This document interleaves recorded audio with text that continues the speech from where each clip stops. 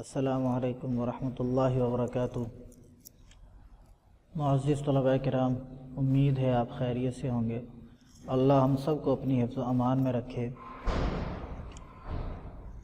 Previous week آپ نے مطالعہ پاکستان جماعت دوم کا لیسن نمبر 1 آپ نے پڑھا۔ اس میں پاکستان کی آبادی کے متعلق آپ نے جانا کہ پاکستان کی کتنے فیصد آبادی ہے۔ سمارٹ سلیبس کے مطابق ہمارا جو آج کا ٹاپک بنتا ہے وہ باب نمبر 9 آبادی اور معاشرہ اور پاکستان کی ثقافت، اس کا ٹاپک صفحہ نمبر 112 پر موجود ہے آپ کے نیو ایڈیشن کے مطابق۔ اس میں ہم سیکھیں گے طلباء کہ شہری اور دیہی بنیاد پر آبادی کی تقسیم۔ کیا مطلب، اس سے کیا مراد ہے کہ ہمارے شہروں میں کتنے فیصد پاکستان کی آبادی اس وقت زندگی گزار رہی ہے، اور دیہی سے مراد دیہات ہیں، گاؤں ہیں کہ قریہ گاؤں کے اندر لوگ کتنے فیصد زندگی گزار رہے ہیں۔ اور ہماری ایکسرسائز کے اندر ایک شارٹ کوشچن بھی ہے، اس کا آنسر بھی ہے کہ دیہی اور شہری آبادی سے کیا مراد ہے۔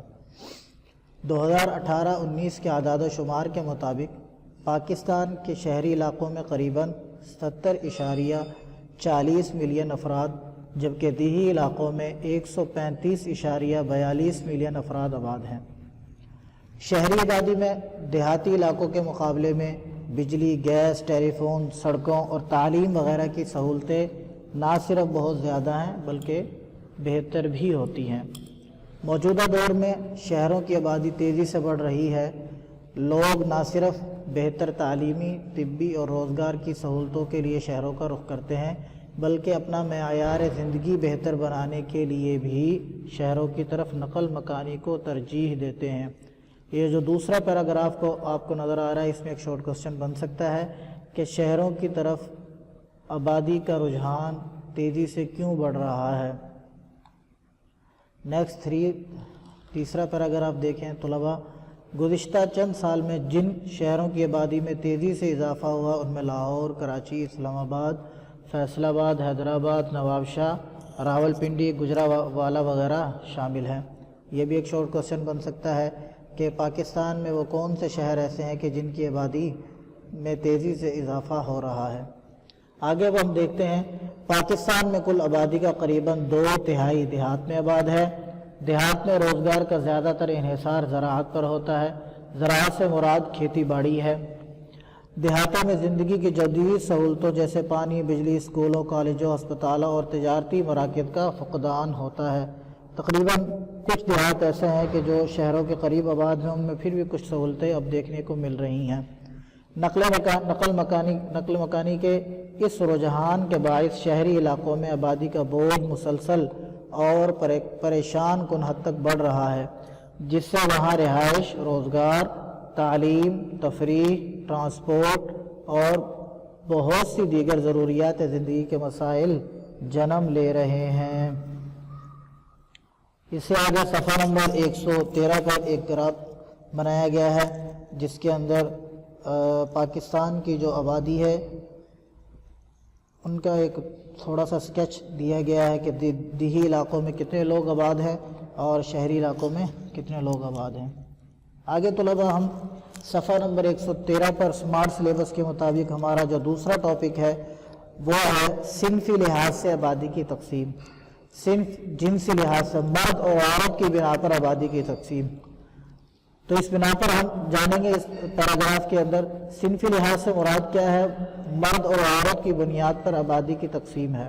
2018-19 کے اعداد و شمار کے مطابق پاکستان میں مرد کل آبادی کا قریباً 51% ہے، جبکہ خواتین کی تعداد 49% ہے۔ دیہی علاقوں سے لوگ کام کی تلاش میں شہری علاقوں کا رخ کرتے ہیں۔ ان میں زیادہ تعداد مردوں کی ہوتی ہے، جس کی وجہ سے دیہی علاقوں میں مردوں کی تعداد کم اور شہروں میں مردوں کی تعداد زیادہ ہو جاتی ہے۔ اعداد و شمار ظاہر کرتے ہیں کہ پاکستان میں مردوں کی شرح پیدائش عورتوں کی نسبت زیادہ ہے۔ یہ اعداد و شمار معاشی ترقی اور سرگرمیوں میں اضافے کے لیے موضوع قرار دیے جا سکتے ہیں۔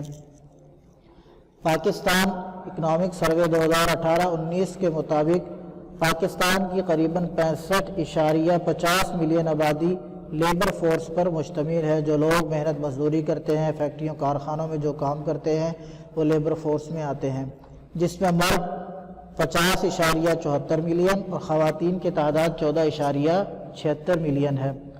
پاکستان میں افرادی قوت کو ہنرمند بنا کر معاشی ترقی میں اضافہ ممکن ہے۔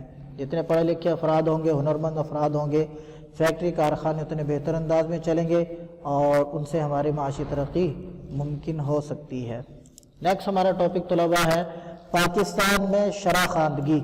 خواندگی پڑھنے لکھنے کو کہتے ہیں، اور پڑھے لکھے کی ایک جو جنرل عالمی ادارے کے مطابق جو تعریف کی جاتی ہے وہ کی جاتی ہے کہ پڑھے لکھے انسان اس کو کہتے ہیں کہ جو اخبار پڑھ سکتا ہو، یا کوئی عام جو زبان ہے، کوئی خط عام زبان کے اندر لکھ سکتا ہو، اتنا پڑھنے لکھنے کو پڑھا لکھا افراد شمار کیا جاتا ہے۔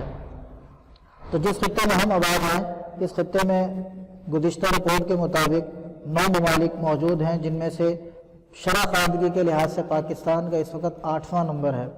2008 کے اندر ہم سے جو ہمارا ایک حصہ جدا ہوا تھا، مشرقی پاکستان 1971 میں، وہ 4تھے نمبر پر تھا۔ آج پاکستان اس سے پیچھے رہ چکا ہے اور پاکستان 8ویں نمبر پر آ چکا ہے، اور جو بنگلہ دیش ہے اس کی جو شرح خواندگی ہے وہ ہم سے بہت بہتر ہے۔ 73% اس وقت ان کی شرح خواندگی ہے۔ بھارت کے مقابلے میں بھی بنگلہ دیش کے اندر پڑھے لکھے افراد زیادہ ہیں۔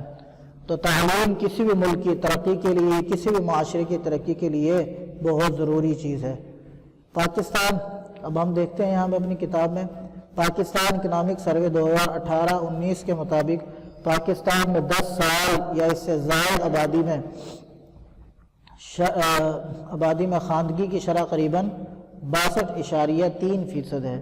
شہری آبادی میں یہ شرح قریباً 76.66%، دیہی آبادی میں قریباً 53.3% ہے۔ اس لیے کہ دیہاتوں کے اندر پڑھنے کی جو سہولتیں وہ نہیں ہوتی زیادہ، اس لیے وہاں پر لوگوں کی تعداد بھی کم ہے۔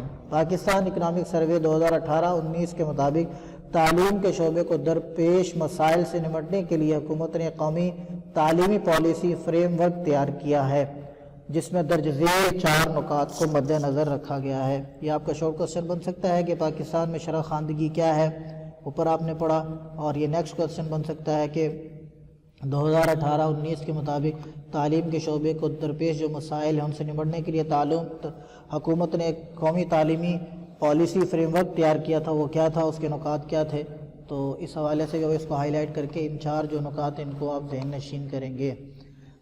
نمبر 1 ان میں نقطہ کیا ہے؟ سکول نہ جانے والے بچوں کا سکول میں داخل کرنا۔ نمبر 2 یکساں نظام تعلیم رائج کرنا۔ نمبر 3 معیار تعلیم میں بہتری لانا۔ نمبر 4 ہنرمندی کے فروغ کے لیے پیشہ ورانہ تربیت کا اہتمام کرنا۔ تو یہ 4 چیزیں ایسی ہیں کہ اگر ان کو حکومتی لیول پر اپنایا جائے اور ان پر مکمل ورکنگ کی جائے تو ہمارے جو شرح خواندگی ہے اس میں بہت زیادہ بہتری کو ممکن بنایا جا سکتا ہے۔ آگے گراف ہے کہ پاکستان کے 4 صوبوں میں شرح خواندگی کی کیا صورتحال ہے۔ تو اوورال اگر ہم پاکستان کو دیکھتے ہیں تو اس میں شرح خواندگی 62.3% ہے، اور اگر شہروں میں دیکھتے ہیں تو وہاں 76.6% ہے۔ دیہاتوں میں جو شرح خواندگی ہے وہ 53.3% ہے۔ آگے صوبوں کے لحاظ سے پاکستان کی شرح خواندگی یہاں پر بیان کی جا رہی ہے، پھر ان صوبوں میں شہروں میں کتنے لوگ پڑھے لکھے ہیں اور دیہاتوں میں کتنے پڑھے لکھے لوگ ہیں، ان تمام کے یہاں پر معلومات فراہم کی گئی ہیں۔ نیکسٹ ہمارا جو ٹاپک ہے وہ ہے پاکستان میں تعلیم کی صورتحال۔ حکومت پاکستان تعلیم کو ہر شہری کا بنیادی حق سمجھتی ہے، اس کی ترقی کے لیے بھی کوشاں ہے۔ ترقی یافتہ ممالک کے تجربات ظاہر کرتے کہ مجموعی تعلیمی آمدنی میں اضافہ تعلیمی شعبے کی ترقی سے مشروط ہے۔ تعلیمی شعبہ جتنا ترقی کرتا چلا جائے گا اتنا ملک بھی ترقی کی راہ پر گامزن ہوگا۔ معاشی و معاشرتی حوالے سے آگے بڑھنے کے لیے تعلیمی شعبہ میں سرمایہ کاری اہمیت کی حامل ہے۔ تعلیمی شعبہ بہتر ہوگا، ہمارا معاشرہ بھی بہتر ہوگا، پڑھے لکھے افراد ہوں گے ان کا طرز زندگی بہتر ہوگا۔ جب وہ پڑھے لکھے افراد ہنرمند بھی ہوں گے، تعلیم بھی ان کے پاس ہوگی، تو لازمی طور پر ہمارا فیکٹری کارخانے، ہماری صنعتیں وہ بھی ترقی کی راہ پر گامزن ہوں گی۔ تو یوں کوئی بھی ملک ترقی کی راہ پر گامزن ہو کر ترقی کی منزلوں کو طے کر سکتا ہے۔ تعلیم اور معاشرتی و معاشی ترقی باہمی طور پر لازم ملزوم ہیں۔ ایک دوسرے کا لازمی حصہ ہیں۔ اگر ہم معاشرہ اور معاشی طور پر ہم بہتری لانا چاہتے ہیں تو ہمیں سب سے پہلے تعلیم کا جو شعبہ ہے اس میں بہتری لانی پڑے گی۔ پاکستان میں اگرچہ ایک طویل عرصے تک اس شعبے پر توجہ نہ دی گئی، لیکن اب تعلیم کے فروغ کے لیے بہتر منصوبہ بندی کی جا رہی ہے۔ 2018-19 کے اعداد و شمار کے مطابق 10 سال یا اس سے زائد آبادی میں شرح خواندگی قریباً 62.3% ہے، جو چند دیگر ترقی پذیر ممالک کے مقابلے میں اب بھی کم ہے۔ معاشی ترقی میں افزائش کے لیے ضروری ہے کہ شرح خواندگی زیادہ ہو۔ معاشی ترقی میں افزائش سے مراد بڑھوتری ہے۔ ہم معاشی طور پر ترقی کرنا چاہتے ہیں تو ہمیں اپنی شرح خواندگی کو بہتر بنانا ہوگا۔ ہم جس خطے میں زندگی گزار رہے ہیں 9 ممالک اس میں موجود ہیں۔ افغانستان کا سب سے اینڈ والا نمبر ہے اور 9واں نمبر افغانستان کا، اس میں شرح خواندگی سب سے کم ہے، اور پاکستان کا 8واں نمبر۔ باقی ہمارے خطے میں موجود ممالک پاکستان کے مقابلے میں زیادہ شرح خواندگی کے حامل ہیں۔ تو طلباء، خلاصہ کلام یہی ہے کہ ہمیں اپنے تعلیمی مسائل کو اور تعلیم کی جو اہمیت ہے اس کو اپنے ذہنوں میں اجاگر کرنا ہوگا۔ تعلیم کے بغیر کوئی بھی قوم ترقی نہیں کر سکتی۔ تعلیم انسان کا زیور ہے۔ انسان کو اللہ نے اشرف المخلوقات بنایا ہے۔ وہ اشرف المخلوقات کیسے ہے؟ وہ تعلیم سے ہی تمام چیزیں ہمارے سامنے آتی ہیں۔ ہماری راہیں جو ہیں ہمارے سامنے، ہم نے جو منازل کو طے کرنا ہے ان کے لیے مکمل طور پر جو رہنمائی ہے وہ تعلیم سے ملتی ہے، چاہے وہ معاشرہ ہو، چاہے ہماری گھریلو زندگی ہو، معاشی زندگی ہو، مذہبی زندگی ہو۔ تعلیم کے بغیر اس کے اندر بہتری لانا ناممکن ہے۔ تو طلباء، آج آپ کی ڈائری یہ ہے کہ آپ نے جو 4 ٹاپک پڑھے، ایک دیہی آبادی والا، صنفی لحاظ سے جو تقسیم والا، اس کے بعد شرح خواندگی، اور نمبر 4 پر تعلیم کی صورتحال، ان کو آپ یاد کریں گے۔ ان میں سے MCQ اور شارٹ کوسچن بن سکتے ہیں۔ تو امید ہے انشاءاللہ آپ اپنے وقت کو قیمتی بناتے ہوئے اپنے سبق کو یاد کریں گے۔ فی امان اللہ، انشاءاللہ اگلے سبق میں پھر ملاقات ہوگی۔ اللہ حافظ۔ السلام علیکم ورحمۃ اللہ وبرکاتہ۔